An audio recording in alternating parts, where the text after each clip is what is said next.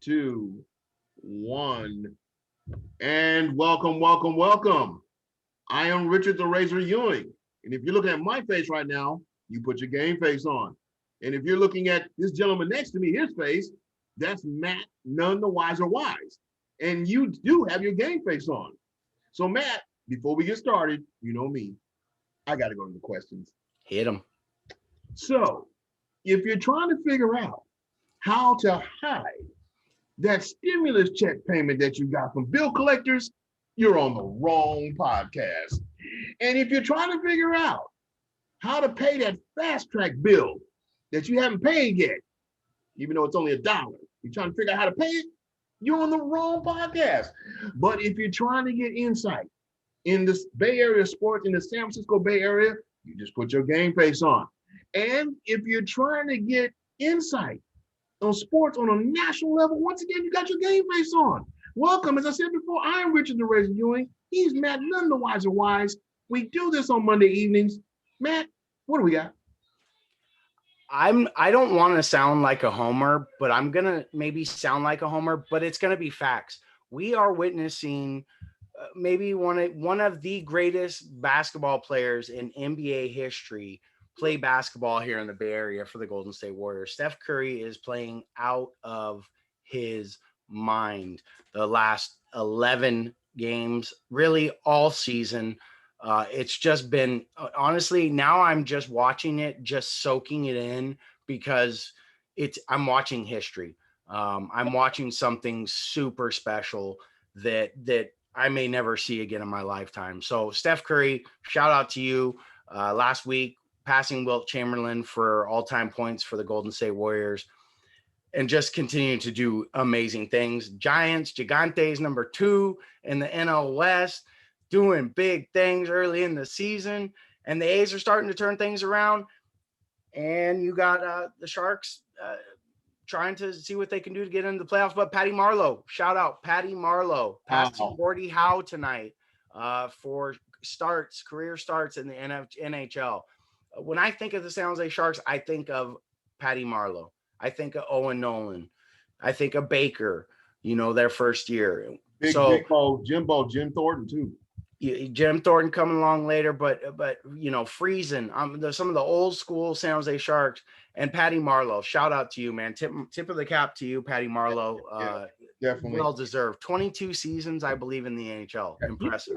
You know what I think about when I think of the Sharks? You also think of, remember Archis Urbe? Archis Urbe, yeah. He was a remarkable goalie.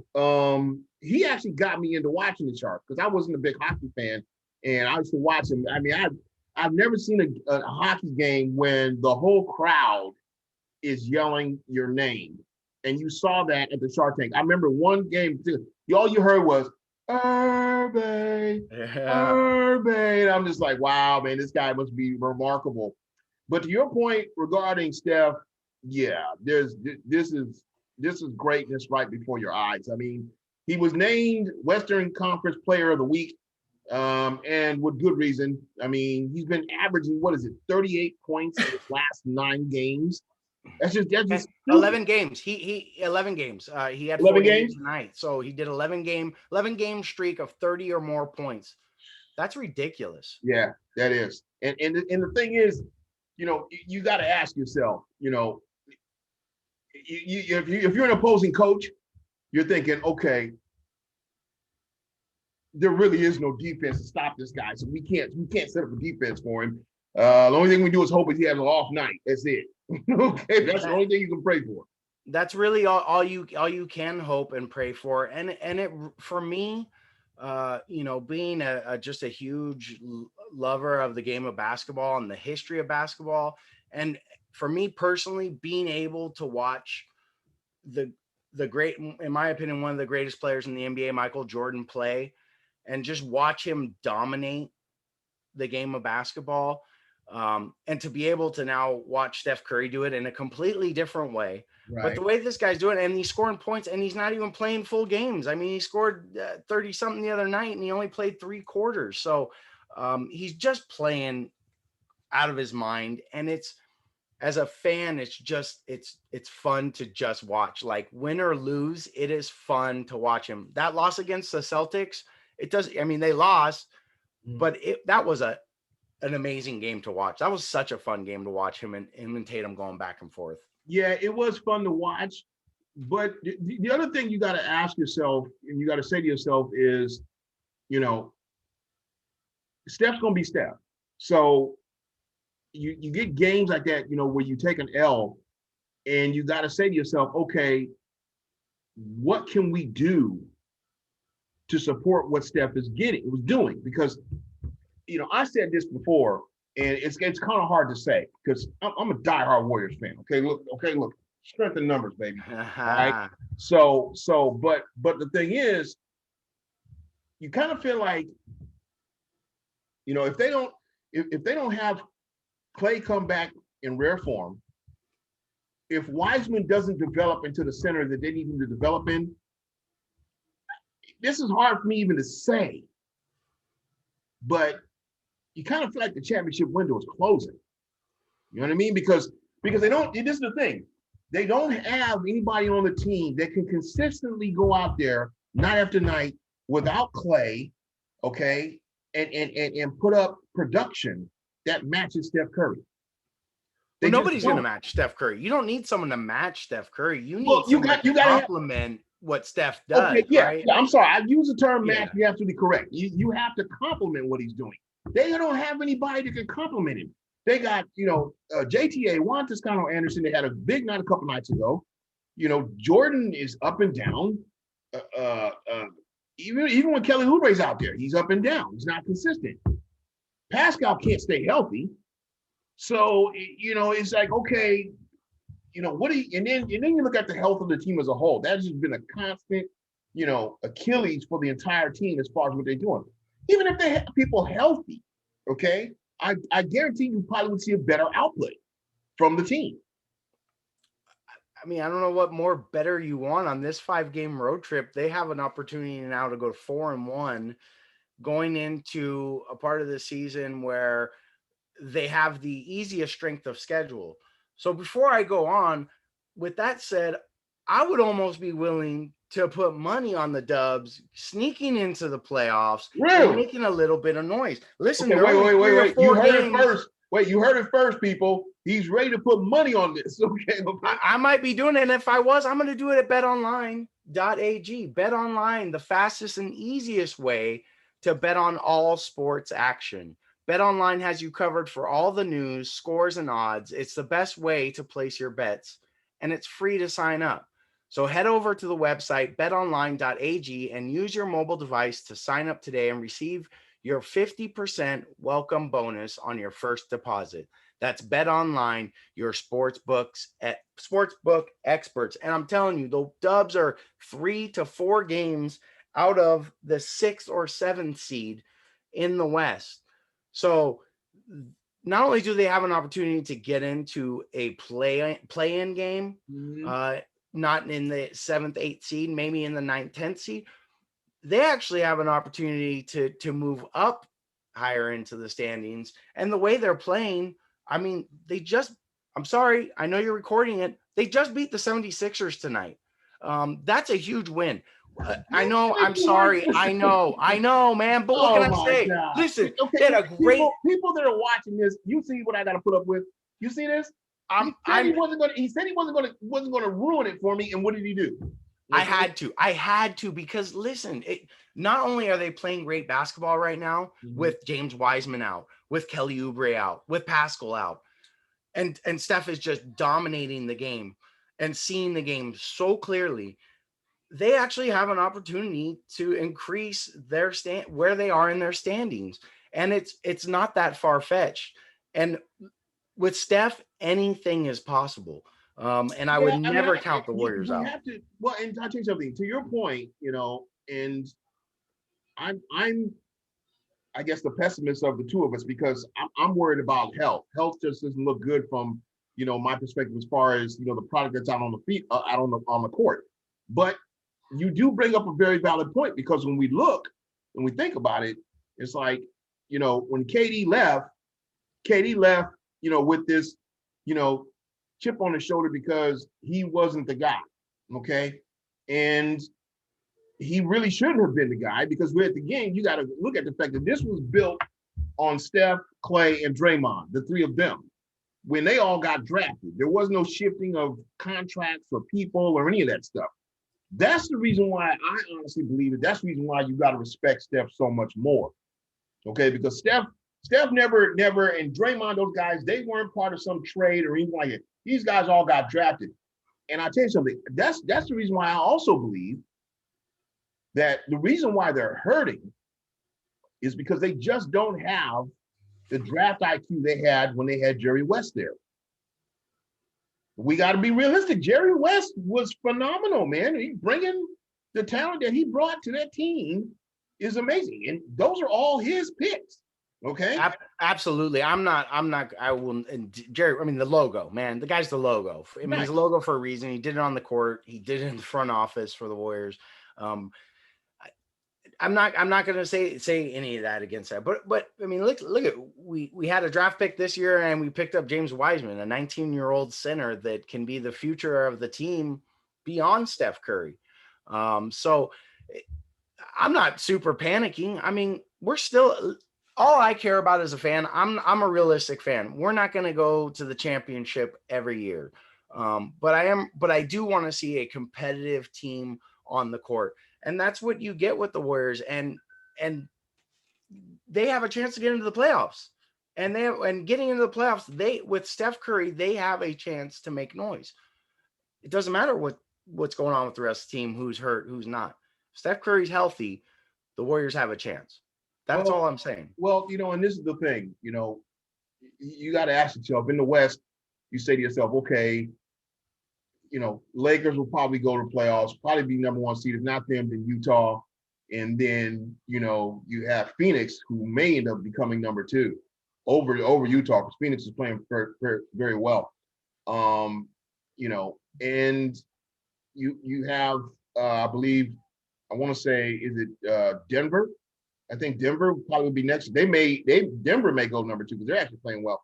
But my point being is that the Warriors could beat those teams any night. And that's really you just took the words right out of my mouth, because I was going to say the same thing, that if any one of those teams, they're looking at that playoff list, and they're thinking to themselves, okay, you know what? We'd rather play Portland. We'd rather play Utah. We'd rather play. To see the Warriors in the first round, that's a dicey situation, because you got to go. What is it? Is it 4 games in the first round? Yes. No. 5. Yeah, 5 games in the first round. Yeah. And then after that, it's 7 games throughout the rest of the playoffs.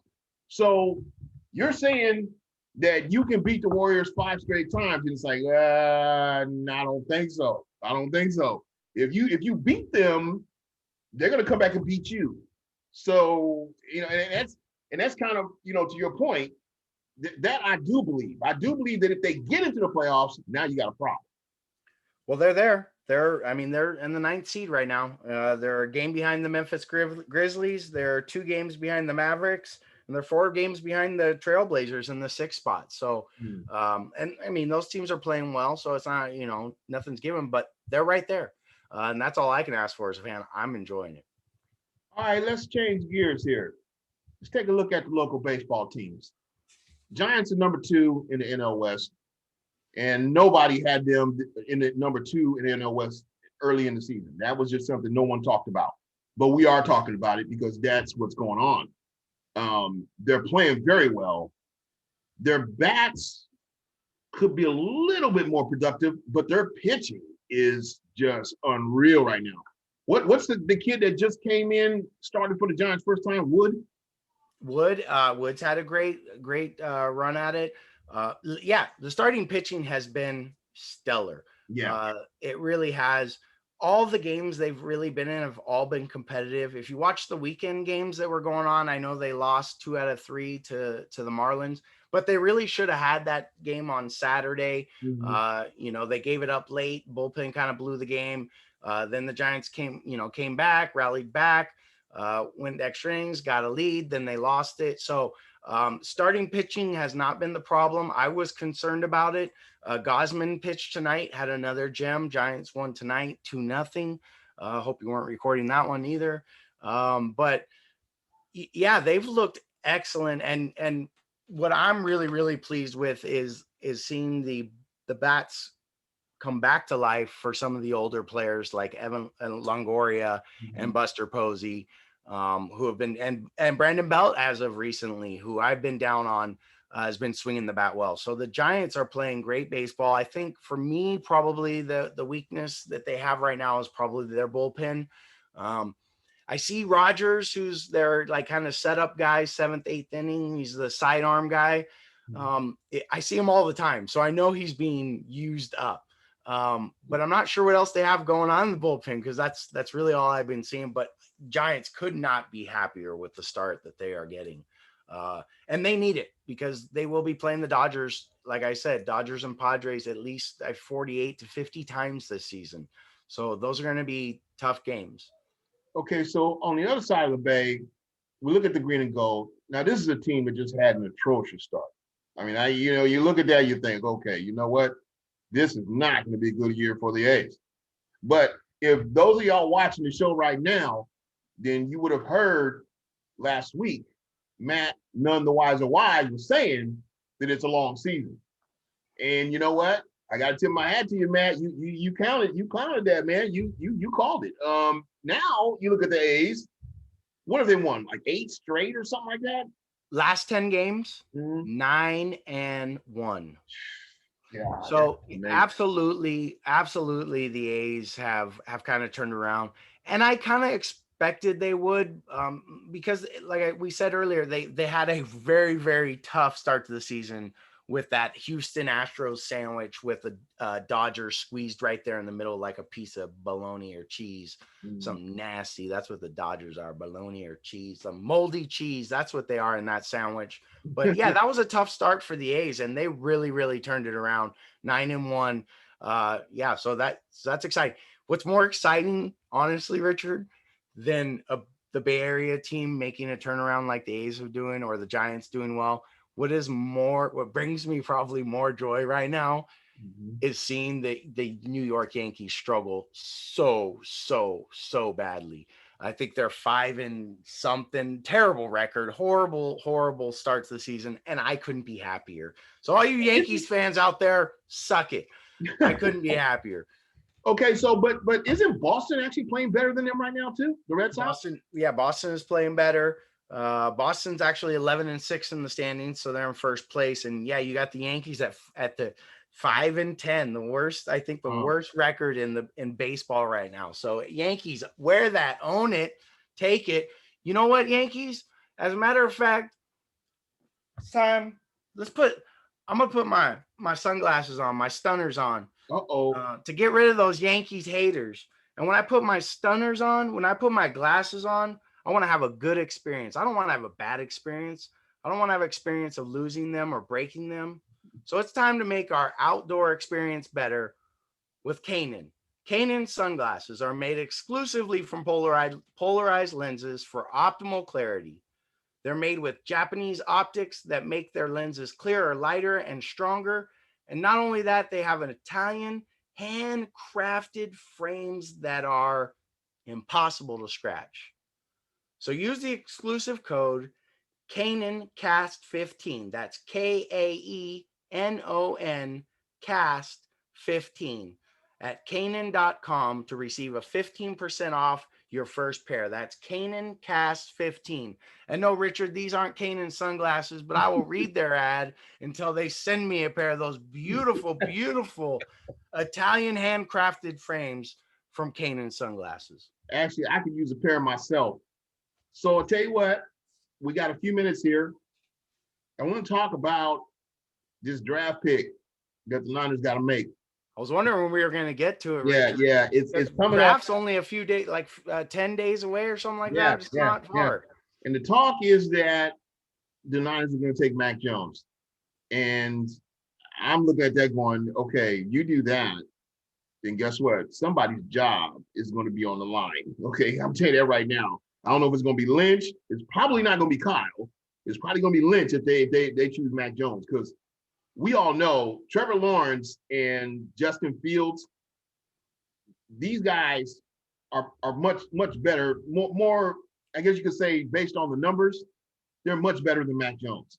And you got to consider the fact that, if you're going to get a backup, okay, for Jimmy Garoppolo, he has to be, the rise of the next regime. You don't want to get somebody in there that, pretty much, goes in like a Mitchell Trubisky. And you're just thinking, okay, we drafted this guy and what is he giving us? Okay. I'm telling you, Chicago's eating crow on that pick. They are. They were eating crow from the beginning. It didn't get any better. And yeah, that was a big old bust. Unfortunately, Mitchell Trubisky, but that worries me. Mac Jones worries me. And here's the reason why. It doesn't worry me because it's the kind of guy Shanahan likes, right? It's a quarterback that'll sit in the pocket, that will go through the progressions and find the matchups. And he's confident in the pocket and he's accurate. And that's what Kyle Shanahan likes. But here is what worries me is you look around the NFL, the top quarterbacks are quarterbacks that can extend the play. Aside from a Tom Brady or a Peyton Manning, which comes every 20 years, right? So I don't think Mac Jones is, the next coming of a Brady or a Manning, a type of guy that can sit in the pocket and deliver the ball. So that's what worries me. I'm hoping that all the speculation for Mac Jones is just a bunch of hype to kind of throw people off the trail, and that the Niners are just going to do something really sneaky and take Justin Fields or the kid out of North Dakota. Right. So we got to touch on something that's unfortunately an ugly part of our society, but it is something that we got to touch on. And we got to touch on because when individuals have a privilege to be a part of any type of sporting association, whether it be a coach, athletic trainer, whatever, they're given a grand privilege, really. Okay. As you probably know, San Jose State basically fired Scott Shaw, who was, I believe, the athletic trainer for, I want to say the girls softball team, I think. I may be wrong about that. But he basically lost that position because really he was doing just some god-awful wicked things over there. And it's cast a dark shadow on the whole program. It really has. As a matter of fact, charges are being filed, not just against Mr. Shaw, but also against the university as a whole, because the fact that it went on for as long as it did and they did not respond appropriately.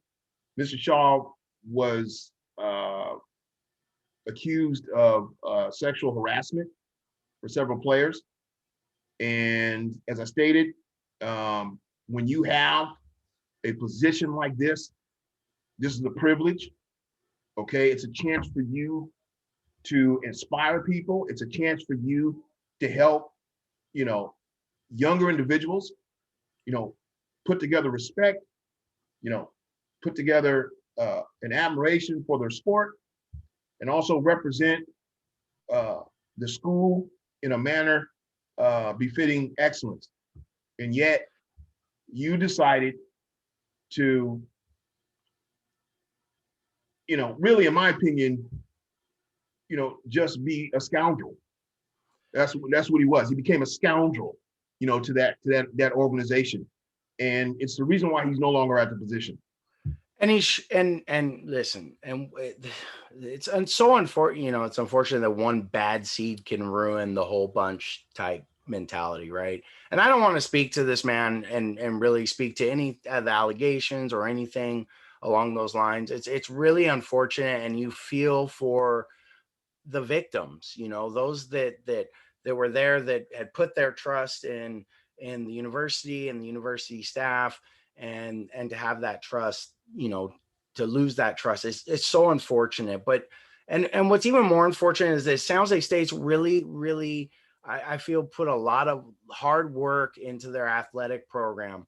and done some really, really great things and bringing in some really, really quality guys. I mean, they brought in a great quality football coach, and in 4 or 5 years, look what he's done with that program. They just hired a new basketball coach, men's basketball coach. I saw a speech that he was giving to the football team. I mean, just, trying to hire quality individuals, because it, it's just it's unfortunate, because these guys work, you work to kind of get to this position, and then to take advantage of the position that you do have, and to take advantage of young people or kids, just because you have some kind of authority or power, or you're in some kind of position or have a title, is really, really unfortunate. It's unfortunate for everybody involved, the university, the victims. I mean, everybody. It's you don't like to see it, and I know a lot of people with the San Jose State athletic department, and they're amazing individuals, amazing people, and it's unfortunate that one person can kind of be that bad seed that tarnishes a good name. That San Jose State's trying to make some changes and do some good things for their program, their university, their students, their athletes. And so this is just really unfortunate, and I hate it. I hate it that you work so hard to achieve and be at the top of your profession, and then once you get there, you become so complacent, or you just get so abusive of your power that you make really, really bad decisions that affect not just you, but everybody involved, your family, your university, the student, everybody, and nobody wins. No, nobody does win from something like this. You think of the lifelong scars that it leaves on these young people. They, like you said, they came to San Jose State, with admirations of doing great things, and then something like this happens. And really, when it really comes down to it, I know some people want to say, well, the university didn't do well to handle it, but really, at the end of the day, this is on Scott Shaw. This is totally on Scott Shaw. He was the one who caused this to happen. He was the one who didn't think about nobody but himself. And really, at the end of the day, San Jose State is trying to put together, like you said, they're trying to, do what they can for these young student athletes, and try to do what they can to educate them and have them grow up into responsible adults. And then what happens is a so-called responsible adult, basically you find out that he's not responsible, he's irresponsible. And I'm sure that San Jose State, the administration, can probably have me say it, and that is that type of behavior is zero tolerance for that administration. They will not allow that to happen. They don't like the fact that it did happen. I'm sure they're doing everything they can to make sure that it doesn't continue.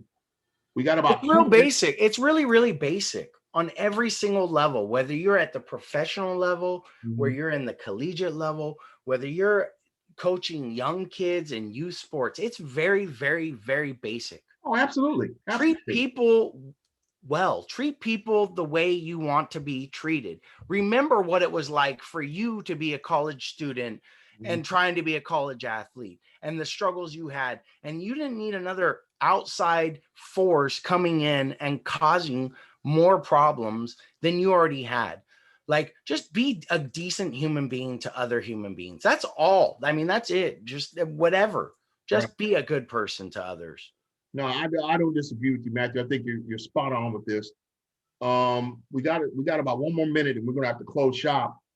But I like what's going on in the Bay right now. The sports is looking good. Guys are giving it their all. They're paying their lights out. I wouldn't be surprised if the Sharks do sneak into the playoffs this season. I wouldn't be surprised, because they're playing really well right now. They're fighting like the Dickens. Listen to me, like the Dickens. Boy, that's old school.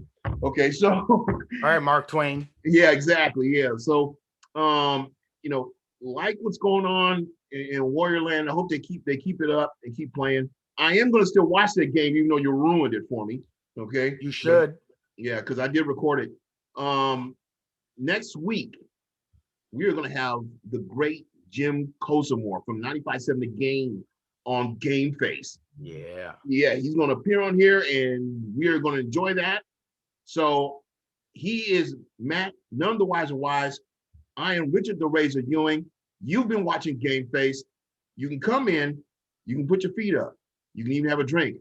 But if you do, you better put your game face on, son.